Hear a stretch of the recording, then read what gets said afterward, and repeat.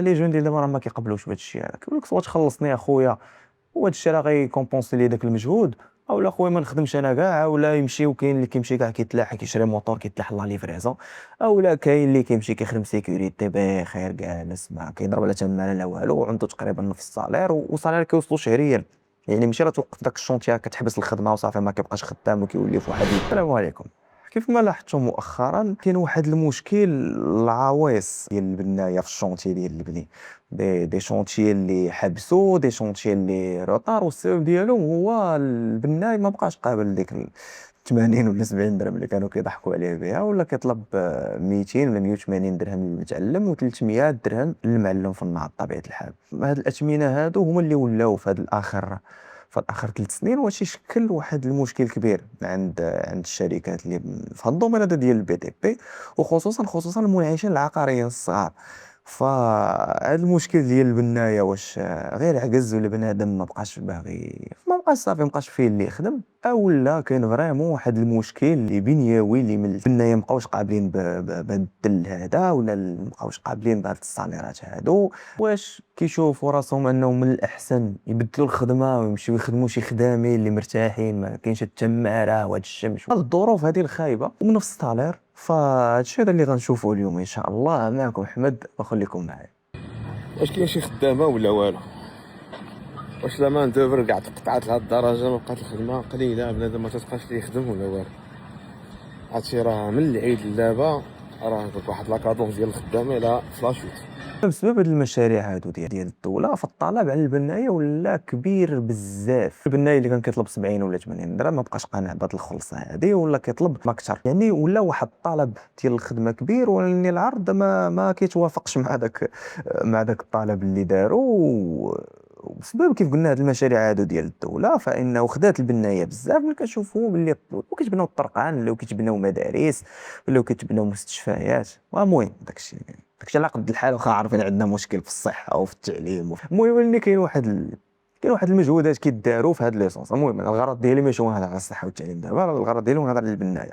والسبب ديالو الدوله منين كتبغي انها تولونسي لا دوموند او لا تحفز الطلب الداخلي، فانها كدير من الادوات القويه ديال الدوله هو انه كدير هذه المشاريع هادو باش كتخدم الشركات ولا المقاولات الصغرى اللي عندهم علاقه بالبني، ولا عندهم علاقه بالضوء، ولا عندهم علاقه بالقبص. وهاد الخدامه بحد ذاتهم فهما حتى هما كيساهموا بواحد كيدوروا العجله ديال الاقتصاد. فكيمشي عندهم الحانوت اللي كاين في ديك الريجيون فكيشري من عنده العجله ديال الاقتصاد.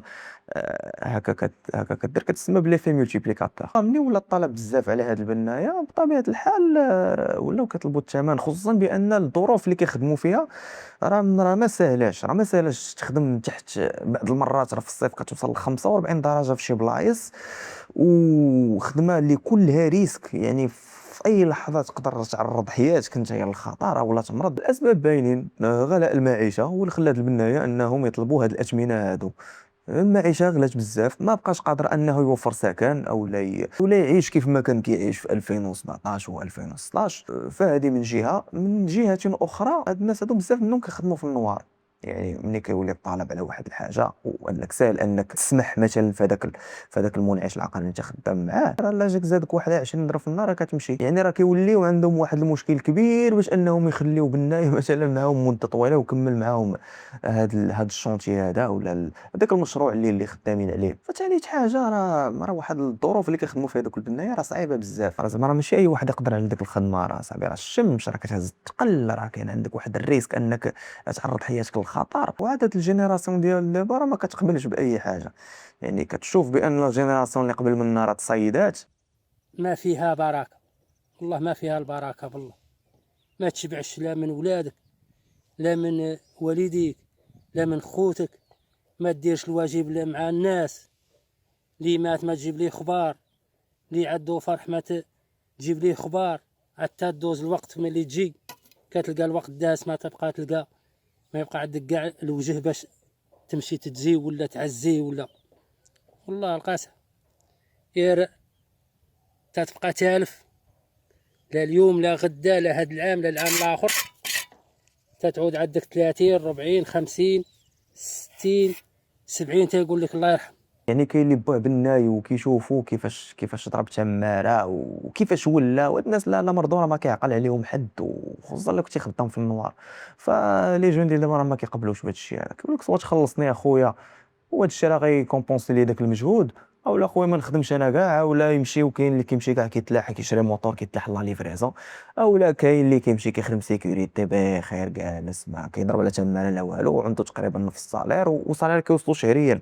يعني ماشي راه توقف داك الشونتيا كتحبس الخدمه وصافي ما كيبقاش خدام وكيولي في واحد لو سيركل فيسي. ظروف العمل مهمه بزاف باش انك تخلي هاد البنايه عندك. عاد زائد انا كيبان لي بلي هاد الثمن راه جد عادي انهم يطلبوه زعما بصراحه، بحكم انهم يعني ماشي خدمه ستابل. يعني اليوم كاينه خدمه غدا راه ما كايناش. هذا المشكل هذا كيؤدي لطريق وحده، لي شونتيي سوا كيتابوندوناو ما كيكملوش، وغالبا طرف المنعشين العقاريين الصغار، حيت من 80 كطلع ل 200 درهم، وكيكون عنده بزاف ديال الناس خدامين ما كيبقاش قادر انه يصرف على داك الشيء، سواء كيدير فايت سواء ما كيلقاش اللي يسلفو، كيوليو فريمون في واحد السيتوياسيون اللي خايبه. والشركات الكبار بطبيعه الحال راه حتى هما قايسوا، ما دريت كذا يمشي بزاف عندهم الكاش فلو، يعني لا غلات عليهم فهما كيزيدوا يغليو على داك الناس اللي غيبيعوا ليه ولا اللي غيليفريو ليه ديك الخدمه في الاخر. والدقه فاش كتجي فينا حنا المواطنين. يعني هذا سبب من الاسباب ديال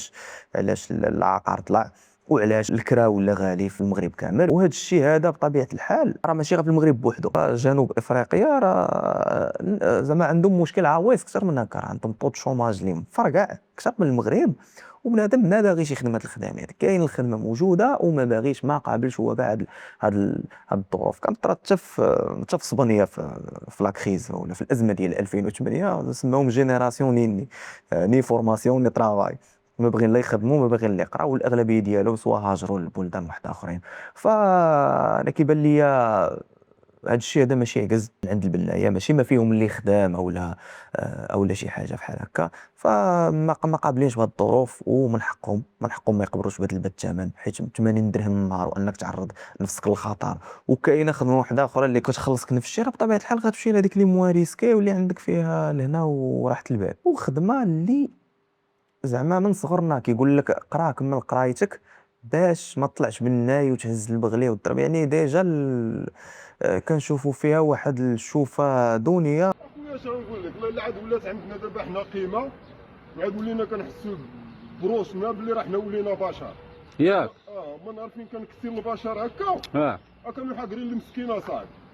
ودابا يا ربي كنحمدوك ونشكروك على هاد الخيوط الخدامه هادي اللي راهم ما كاينينش، ودابا راني شادنا هاد المبلاد كامل. ما غنروح من ان المغرب راه ما بناوش الهنود بحال قطر والامارات، وما بناوش يعني الافارقه جنوب الصحراء ولا في شمال افريقيا بحال اوروبا. في المغرب بناوه مغاربه، بنايه مغاربه.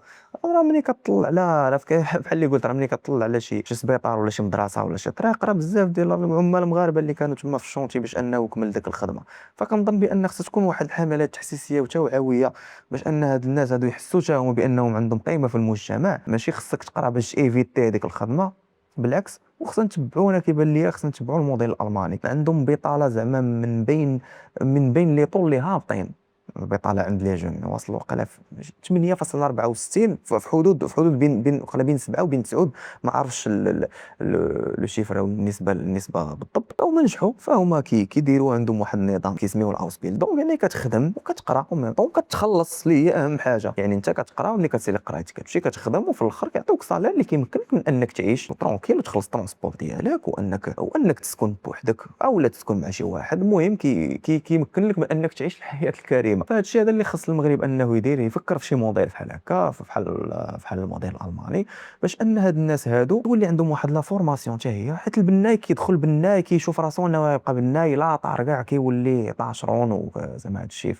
زعما لا صدقات له زوينه. فخص تكون واحد لا فورماسيون كونتينيو، خصو يشوف راسو انه راه من متعلم راه غيولي معلم، ومن معلم غادي يطلع وغادي يطلع وغادي يطلع وغادي يطلع. فباش غادي تكون واحد لا موتيفاسيون الناس يبغيو يخدموا هاد الخدامي هادو. زائد الريسك خصو يتكومبونسا. ما يمكنش اصاحبي انت غتخدموا في خدمه كلها ريسك وما غتخلصوش مزيان وكلها تناره.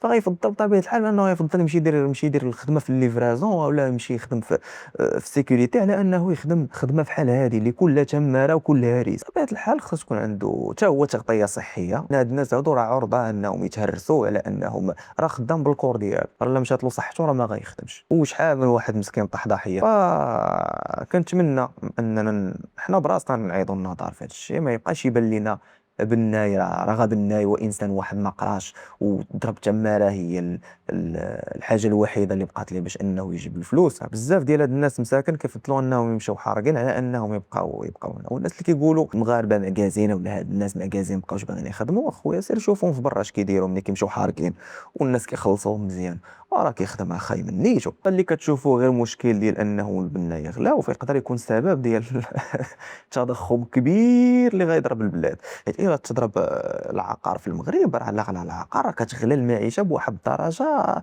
لا يمكن. الا غليتي على شي وحدين الكراء او الشراء فهو كيولي كيطلب صالير اكثر باش انه يغطي ديك لا شارج اولا ديك لا شارج فوالا ديال الكراء اللي كيخلص هو باش يمكن له يعيش كريم. ولا هادشي بقى غادي وكيطلع والبنايه ما كيزيدو يطلب اكثر، راه غنوليو لواحد المشكل اللي كان يمكننا نتجنبوه قبل. فشكرا اللي تبعتوا حتى الاخر. ما تنساوش ديروا لايك وابوناو بطبيعه الحال، ولا كان عندكم شي راي ولا شي حاجه ما تنساوش انه تخليو لي في الكومونتير، فراني كنجاوب على جميع الكومونتيرات. كان معكم احمد، الحلقه الجايه ان شاء الله.